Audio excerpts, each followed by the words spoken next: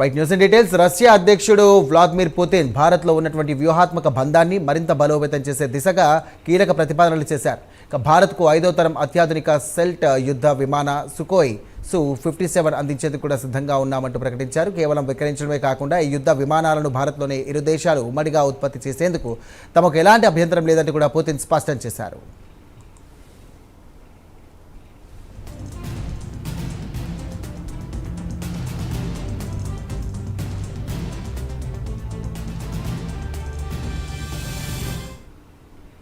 ఇక భారత్ చైనా ద్వైపాక్షిక సంబంధాలపై కూడా ఆయన స్పందించారు. భారత్ చైనా సంబంధాల్లో తాము జోక్యం చేసుకోబోమన్నారు.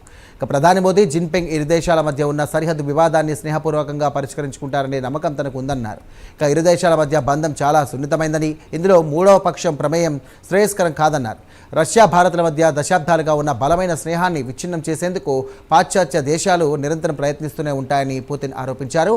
మోదీ ఆ దేశ ప్రయోజనాలకే ప్రాముఖ్యత ఇస్తారని, పాశ్చాత్య దేశాల ఒత్తిళ్లకు లొంగే రకం కాదంటూ కూడా ఈ సందర్భంగా ఆయన కొనియాడారు.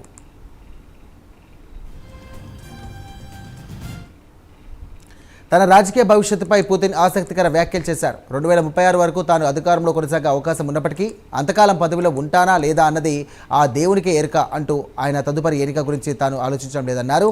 ప్రస్తుతానికి బాధ్యతలపైనే దృష్టి పెట్టినట్టుగా ఆయన వివరించారు.